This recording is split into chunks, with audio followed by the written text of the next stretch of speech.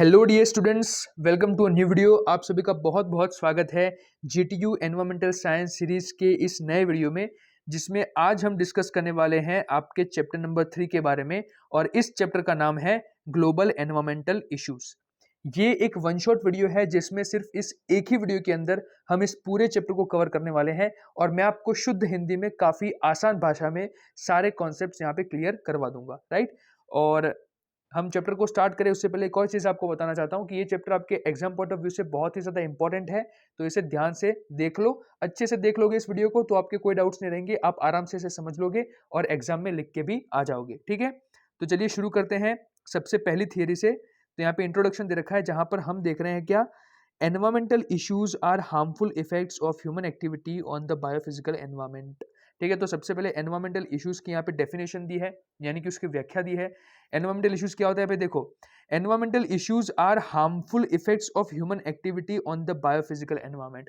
Biophysical environment का मतलब क्या है, जितनी भी हमारे आजू बाजू चीजें हैं, जैसे कि वनस्पति हो गए, प्राणी हो गए, पानी हो गया, ठीक है, ये सारी चीजें बायोफिजिकल एनवायरमेंट है।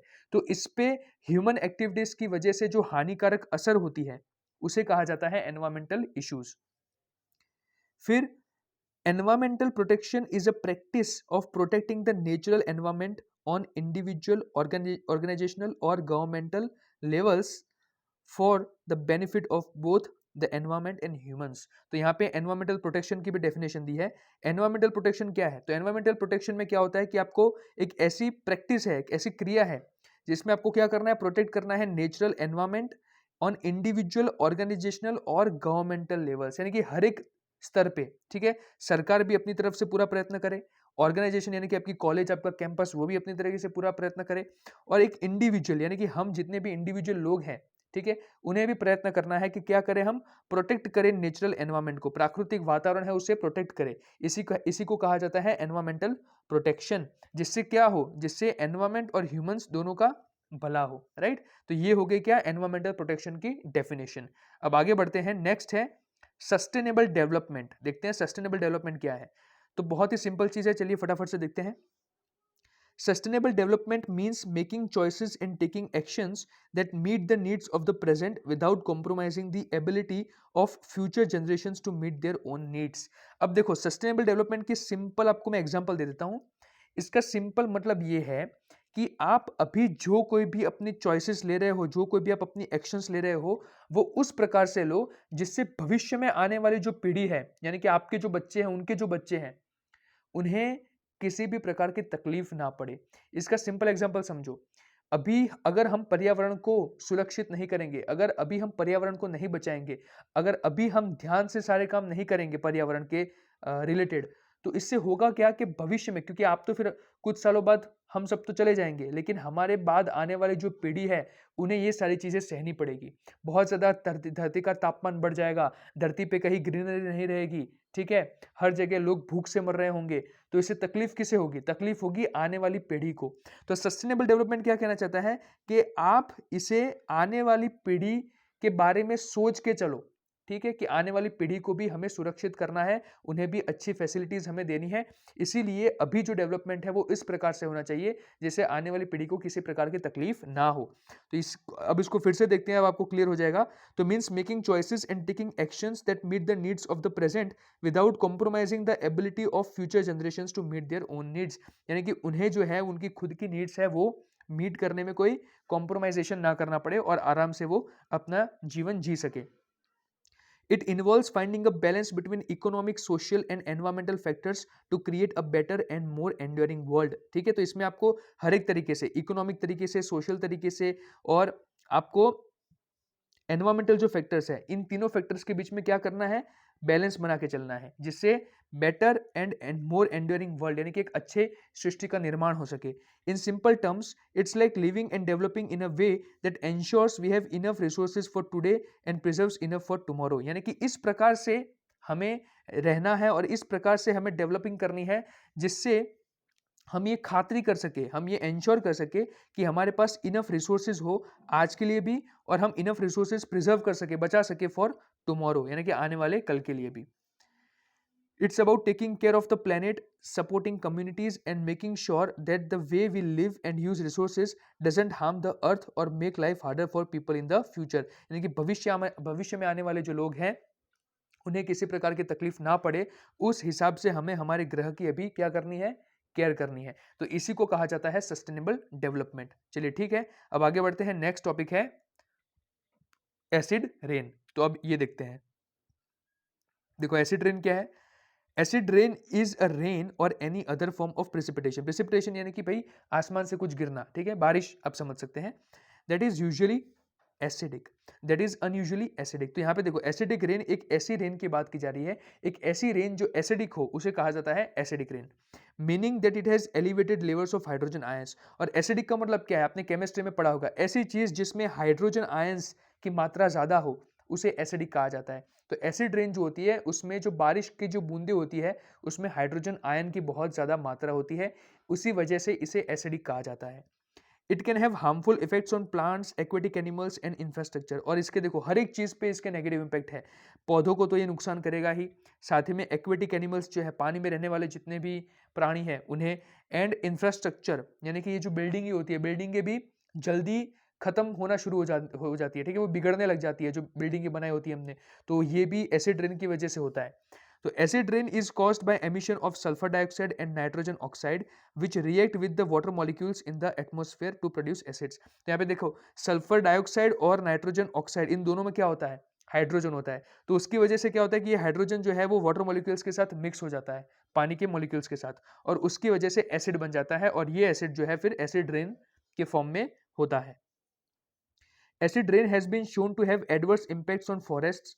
ठीक है, तो इनका देखो जंगलों पे इंपैक्ट है, फिर फ्रेश वाटर पे इंपैक्ट डालता है ये, फिर सॉइल यानी कि मिट्टी पे इंपैक्ट डालेगा, फिर killing insect and aquatic life forms, insect को मार देता है, एक्वेटिक लाइफ फॉर्म पानी में रहने वाले जीवों को मार देता है, कॉजिंग पेन टू पिल, फिर corrosion of steel structure such as bridges, तो ब्रिज जो बनाए होते हैं स्टील के जितने भी स्ट्रक्चर होते हैं उन्हें भी ये सड़ा देता है, and weathering of stone buildings and statues as well as having impacts on human health, यानी कि एक मानवीय शरीर की हेल्थ पे भी असर करता है। फिर ये जो स्टैच्यूज होते हैं, स्टोन बिल्डिंग्स होती हैं जो बनाई हुई होती हैं, इन सभी चीजों पे एसिड रेन की वजह से बहुत ही गंदा इंपैक्ट पड़ता है। तो आपको पता चल गया एसिड रेन किस प्रकार से बनती है। ठीक है, इसमें हाइड्रोजन आयंस होते हैं, उसकी वजह से एसिडिक बन जाती है, और ये कौन कौन सी गैसेस इसके साथ मिक्स होती है, तो सल्फर डाइऑक्साइड और नाइट्रोजन ऑक्साइड जैसी, इसकी वजह से एसिडिक रेन बनता है। और इससे क्या क्या असर पड़ती है, तो ये भी हमने देख लिया कि भाई ह्यूमन हेल्थ पे असर पड़ती है, बिल्डिंगों पे असर पड़ती है, एक्वेटिक एनिमल्स पे असर पड़ती है, इंसेक्ट्स पे असर पड़ती है। तो हर प्रकार से जो जैविक प्राणी है उसके साथ साथ जो बिल्डिंगें हैं, इन इंफ्रास्ट्रक्चर है, इन सभी चीजों पे एसिड रेन की वजह से इंपैक्ट पड़ता है। ठीक है, उसका अफेक्ट होता है। तो ये आपको पता चल गया, बहुत सिंपल। अब यही चीज आपको एग्जाम में लिख के आनी है, कितना आसान है। देखो अब नेक्स्ट थ्योरी की बात करते हैं जिसका नाम है डिप्लेशन ऑफ ओजोन लेयर, यानी कि ओजोन लेयर का कम होना। तो उसमें भी बहुत ही बड़ा चर्चा का विषय और चिंता का विषय, इसको हम देखते हैं फटाफट से। चलो, ozone depletion consists of two related events observed since the late 90s। A steady lowering of about 4% in the total amount of ozone in Earth's atmosphere। तो यहाँ पे देखो कितना लिखा है, 4% जितना total amount of ozone in earth atmosphere, यानी कि हमारे अर्थ के एटमोस्फेयर में 4% जितना ओजोन कम हो चुका है। And much larger spring time decrease in stratospheric ozone around earth polar regions. Spring time का मतलब है वसंत ऋतु। तो वसंत ऋतु के टाइम पर आपको मैंने पहले भी बताया था कि जो स्ट्रेटोस्फेयर होता है उसमें ओजोन की मात्रा सबसे ज्यादा होती है। तो ओजोन की मात्रा ये जो स्ट्रेटोस्फेयर में है वो वसंत ऋतु के समय में बहुत ही, उसमें क्या होता है, डिप्लेशन होने लगता है, कम होने लगती है। ठीक है, और खास करके कैसे रीजन पे, तो अर्थ के जो पोलर रीजन्स है, ठंडे इलाके हैं, वहां पे the latter phenomenon is refer to as the ozone hole, और इसी को कहा जाता है ओजोन होल। यानी कि जब ओजोन लेयर का कम होना, ठीक है, ओजोन लेयर का डिप्लेशन होना, तो इससे हम क्या कहेंगे, इसको कहा जाता है ozone hole. There are also springtime polar tropospheric ozone depletion events in addition to this stratospheric events। तो यहाँ पे ये लिखा गया है कि स्ट्रेटोस्फेयर के अंदर तो ये होता ही है, उसके साथ साथ ट्रोपोस्फेयर में जो ओजोन मौजूद है थोड़ा बहुत, उसमें भी वसंत ऋतु के समय पे क्या होता है, डिप्लेशन होने लगता है। तो ये जो चीज है आपको पता ना हो तो बता दूं, ओजोन लेयर का काम क्या होता है कि सूर्य से आने वाली जो हानिकारक अल्ट्रावायलेट रेज होती है उन्हें वो पृथ्वी की सतह पे आने से बचाते हैं। और आपको बता दूं, अल्ट्रावायलेट रेज जो होती हैं उससे आपको स्किन कैंसर हो सकता है, तो ये हमारे शरीर के लिए बहुत हानिकारक है और इसे ही रोकने का काम जो है वो ओजोन लेयर करती है। ठीक है, तो अगर आप सोचो ओजोन डिप्लेशन का मतलब क्या कि ओजोन लेयर में कमी, तो अब ओजोन लेयर अगर कम हो जाएगी तो इससे वो अल्ट्रावायलेट रेस सीधे पृथ्वी पर गिरेगी और इससे आप सोचिए कि बहुत सारे प्राणियों को, हम ह्यूमन बींग्स को कितना नेगेटिव इंपैक्ट पड़ेगा इस चीज का। तो इसीलिए हमें ध्यान रखना है कि हम सारी चीजें अच्छे से करें। ठीक है, ऐसे प्रदूषित वातावरण में हम सारी चीजें ना करें। ठीक है, प्रदूषित वातावरण हम ना फैलाएं, ऐसे ही चीजों का इस्तेमाल ना करें जिससे पर्यावरण को नुकसान हो। अब हम बात करते हैं ग्रीन हाउस इफेक्ट्स के बारे में। तो ग्रीन हाउस इफेक्ट क्या है, चलिए फटाफट से देखते हैं। The greenhouse effect is the process by which radiation from a planet's atmosphere warms the planet's surface to a temperature above what it would be without this atmosphere. तो देखो green house effect का बड़ा simple meaning है, ये एक ऐसी process है by which radiation from a planet atmosphere warms the planet surface। यानी कि हमारा जो प्लेनेट है, अर्थ है, इसका जो एटमोस्फेयर है, आपको पता है एटमोस्फेयर की जो लेयर होती है ये हमारा अर्थ है और इसके आजू बाजू ये एटमोस्फेयर होता है। ठीक है, ये एटमोस्फेयर होता है। तो एटमोस्फेयर के अंदर क्या हो रहा है, देखो, by which radiation from a planet atmosphere warms the planet surface. यानी कि एटमोस्फेयर के अंदर गर्मी होने की वजह से क्या होता है, आपका जो प्लेनेट है वो गर्म हो जाता है। इसी फिनोमिना को कहा जाता है ग्रीन हाउस इफेक्ट। अब ग्रीन हाउस इफेक्ट होता क्यों है ये समझते हैं, चलो फटाफट से। तो इसमें होता है क्या, देखो, ये हमारा जो एटमोस्फेयर है उसमें जब आप प्रदूषण फैलाते हैं तो उसकी वजह से जो हानिकारक गैसेस होती हैं, जैसे कार्बन डाइऑक्साइड हो गया, फिर कार्बन मोनोऑक्साइड हो गया, तो ऐसी जो गैसेस है वो हमारे पर्यावरण में यानी कि एटमोस्फेयर में फैल जाती है।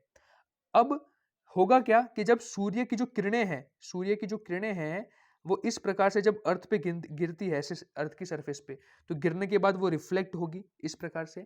पर जब वो रिफ्लेक्ट होती है तो ये सारी की सारी किरणें इन गैसेस में ट्रैप हो जाती है, यानी कि वहां पर कैद हो जाती है। और कैद हो जाने की वजह से ये जो गर्मी है, ये गर्मी आपके वातावरण में बनी रहती है और इसके वातावरण में बने रहने की वजह से आपको बहुत ज्यादा गर्मी महसूस होती है, यानी कि प्लेनेट गर्म हो जाता है। क्यों? क्योंकि यहाँ पर ये जो रेडिएशन है वो सूर्य से ऐसे टकराने के बाद वापस बाहर आ ही नहीं पाती, यहीं पे कैद हो जाती है इन ग्रीन हाउस गैसेस की वजह से। तो इस इफेक्ट को ही कहा जाता है green house effect.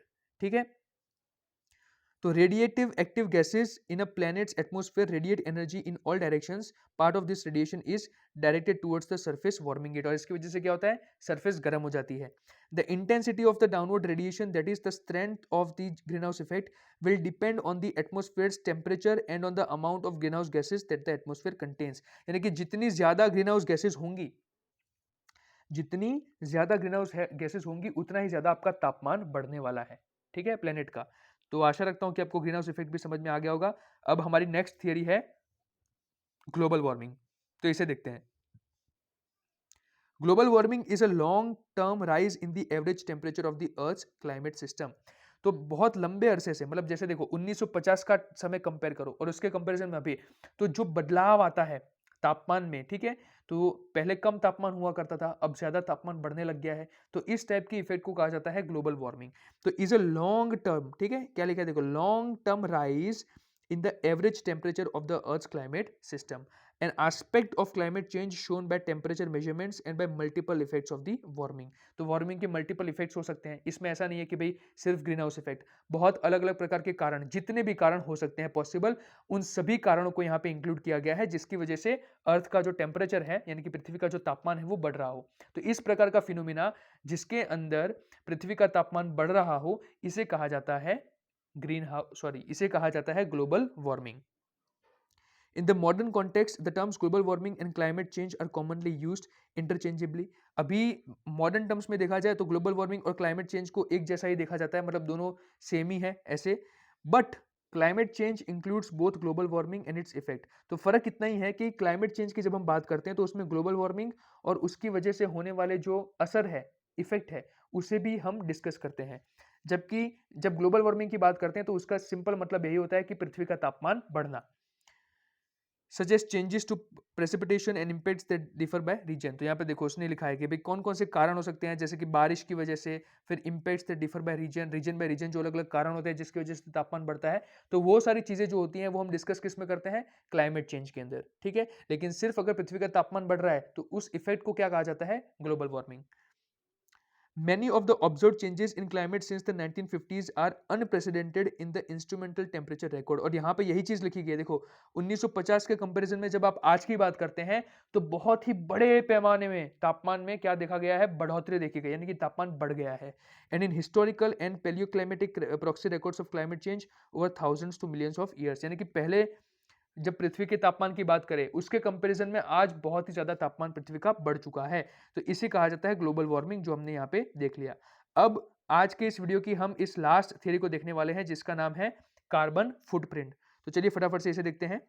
A carbon footprint is the total amount of greenhouse gases specially carbon dioxide that a person, organisation, event or product is responsible for emitting into the atmosphere.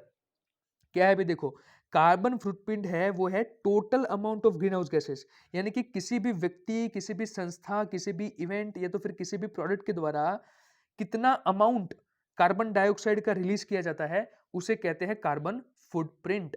It's a measure of how much something contributes to climate change by releasing this gases, usually expressed in units of carbon dioxide equivalent. तो इसका जो unit है वो क्या है भाई, carbon footprint का CO2e। ठीक है, ये आपको लिख के आना है कि भाई इसका जो यूनिट है वो क्या है, कार्बन डाइऑक्साइड इक्विवेलेंट्स।